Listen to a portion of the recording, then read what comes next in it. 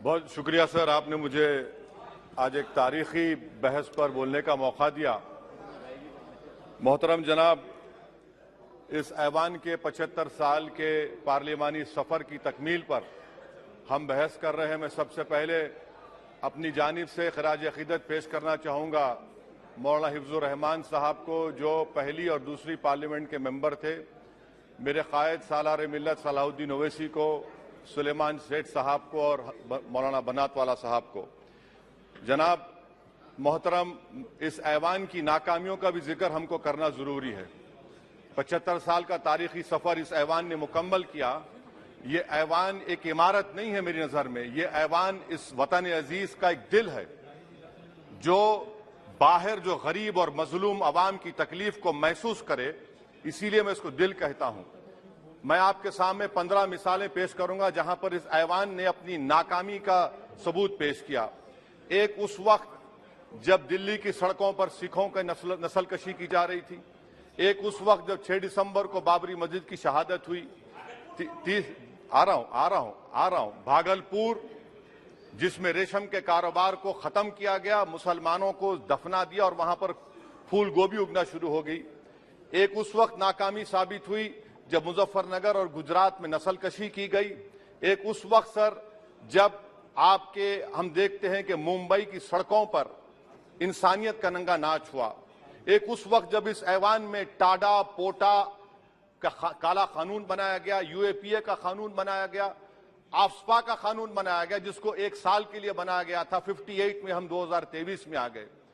एक उस वक्त नाकामी साबित हुई जनाब, जब हम देख रहे हैं कि आज ये जो दिल है, भारत का दिल है, हिंदुस्तान का, इंडिया का दिल है, आज गरीबों में, मजलूमों में, मुसलमानों में, कश्मीर की आवाम में, दलितों में, आदिवासियों में इस ऐवान की मोहब्बत और एतमाद खत्म हो रहा है, कम हो रहा है। इसीलिए जनता सड़कों पर आकर एहतजाज कर रही है, क्योंकि उनको लग रहा है कि ये इमारत बन चुकी है, हमारा दिल नहीं है। चाहे CAA का प्रोटेस्ट हो, चाहे किसानों का प्रोटेस्ट हो, चाहे शेड्यूल कास्ट के रिजर्वेशन का मसला हो।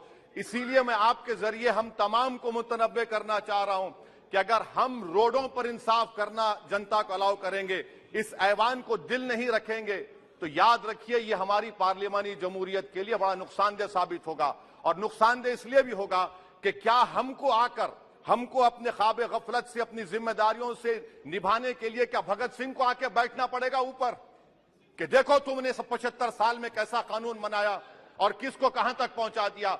स्पीकर जनाब, इसीलिए मैं कह रहा हूं कि हम तमाम को अपनी जिम्मेदारियों को निभाना पड़ेगा। ये इमारतें ईंट से बनी हुई जरूर हैं, मगर ये इस इमारत में दिल है। इस इमारत को दिल के तौर पर बरकरार रखना पड़ेगा। स्पीकर सर, एक और मिसाल दे रहा हूं जहां पर इस ऐवान की नाकामी है। सर, अब तक लोकसभा के कितने 899 मेंबर कामयाब हुए।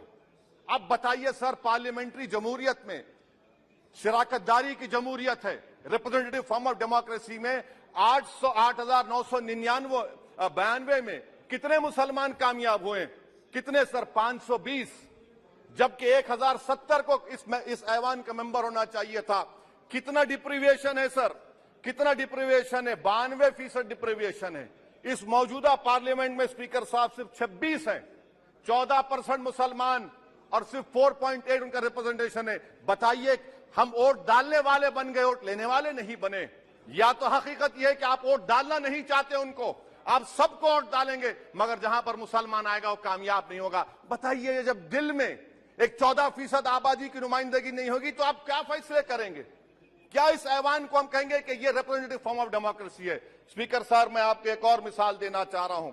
बाबा साहेब अंबेडकर ने सही कहा था, अंग्रेज उस जमाने में पार्लियामेंट बुलाते थे टैक्स बढ़ाने के लिए। हम उसी रास्ते पर जा रहे हैं, हम उसी रास्ते पर जा रहे हैं। हम तो बाबा साहेब अंबेडकर को हमने सच साबित कर दिया। स्पीकर सर, आखिर में मैं आपको बताना चाहूंगा कि आज आप देखिए कि चाणक्य ने क्या कहा था। चाणक्य ने सही कहा था।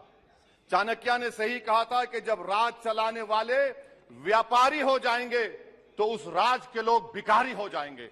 आज ये वक्त आ चुका है सर, आज ये वक्त आ चुका है कि क्या first pass the post system इस देश के लिए सही है, या फिर हम प्रोपोर्शनल फॉर्म ऑफ रिप्रेजेंटेशन को फॉलो करेंगे।